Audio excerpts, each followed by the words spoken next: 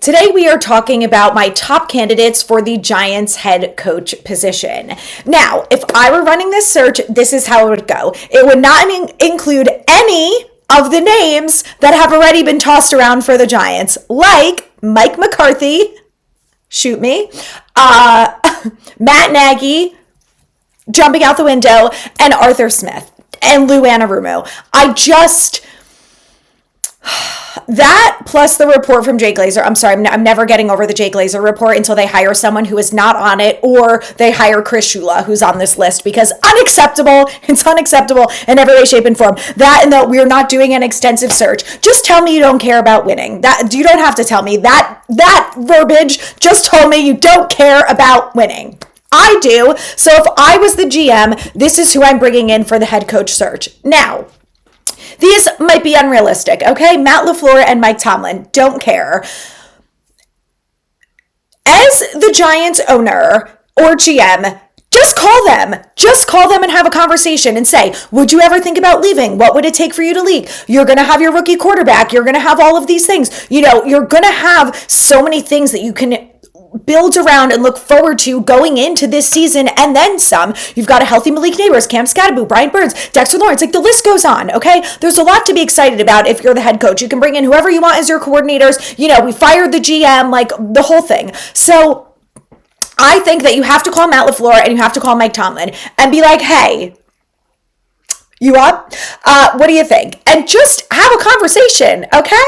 The answer is always no unless you ask. So I would start that. Let's start with Matt LaFleur. Matt LaFleur has been with the Packers for a few years now. His overall record as the head coach is 76-41-1. He's 3-5 in the postseason and 73-36-1 in the regular season. He's led the team to the playoffs in five of his 6 seasons, and his 67 regular season wins from 2019 to 2024 are second most in NFL history for a head coach's first 6 seasons.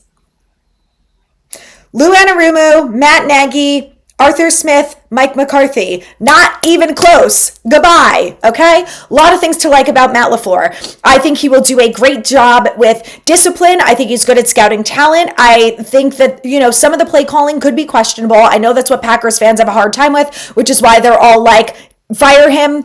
We'll take him. Kind of hope he gets fired so we can bring him in. But I think there's a lot to like about him.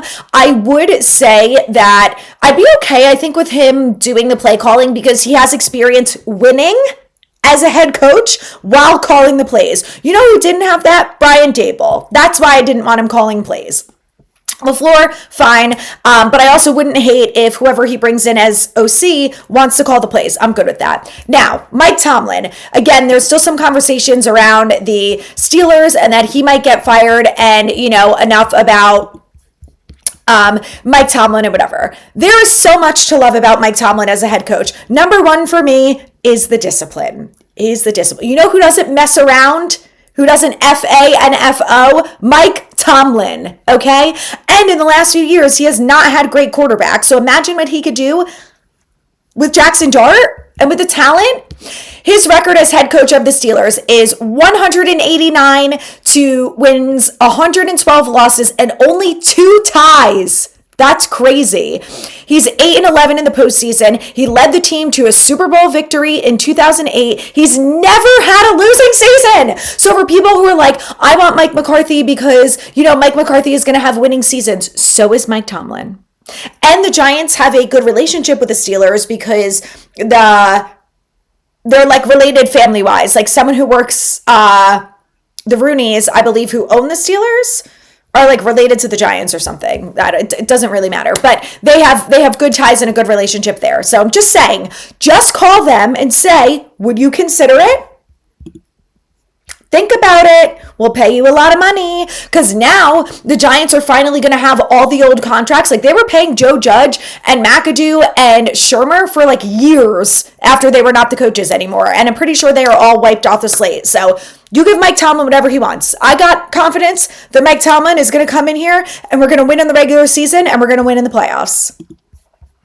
Mike Tomlin, I will drive to Pittsburgh and drive you back to New Jersey. Okay? I'm on board. All in. Let's do it.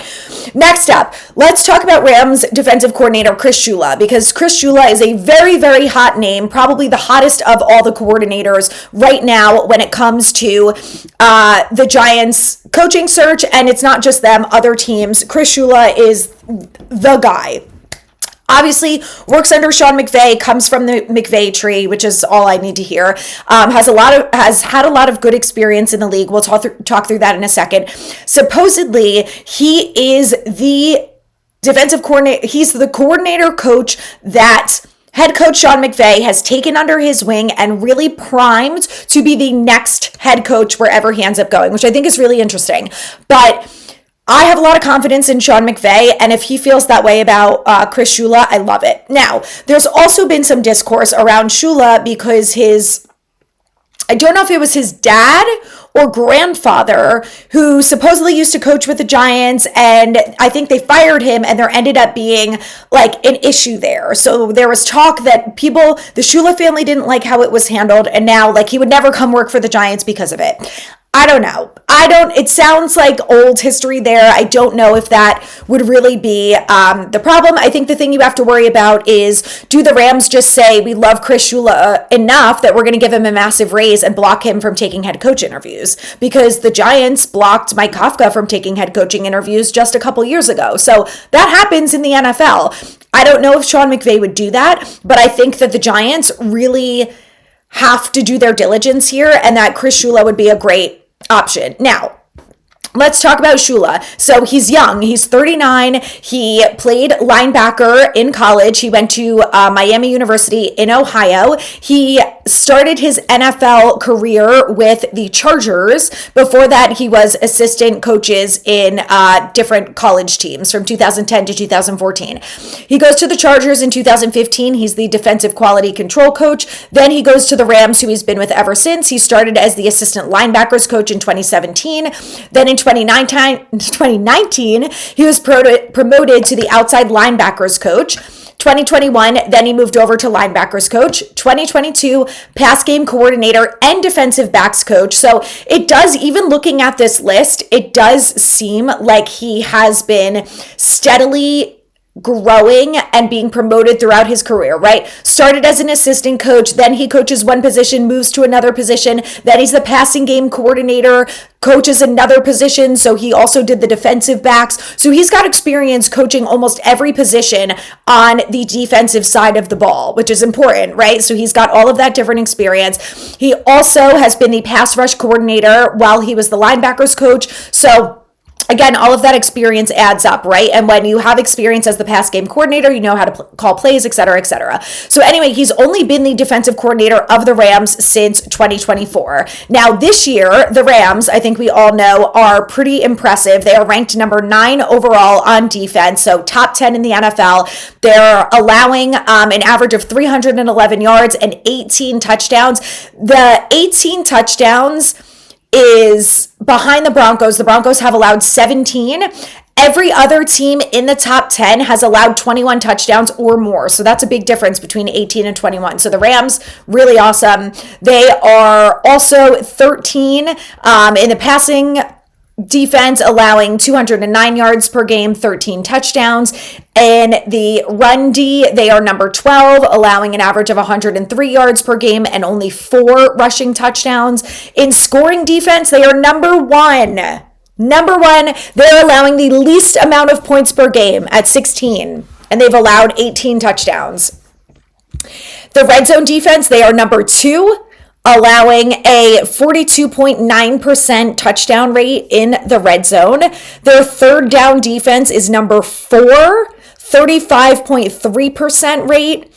And just an unbelievable season so far for the Rams since he's been the defensive coordinator. So he's doing a hell of a job over there. And I do think that because he's really been primed and has a lot of experience as a defensive coach and coordinator, I think he would be a great option. I am still worried about the coordinator to head coach pipeline. Like, I do believe that I think this Giants team would benefit the most from a head coach who already has experience as a head coach. I just think you've got a rookie quarterback, you've got a really young nucleus of players on this team that needs someone who can be the leader, who knows what they're doing, right? Like, one of the problems that I had with Brian Daboll, and it's not necessarily his fault, but he as a head coach didn't know what he was doing. And that was obvious, right? He was still trying to figure it out as he's trying to win football games, because that's your job, right? To win games.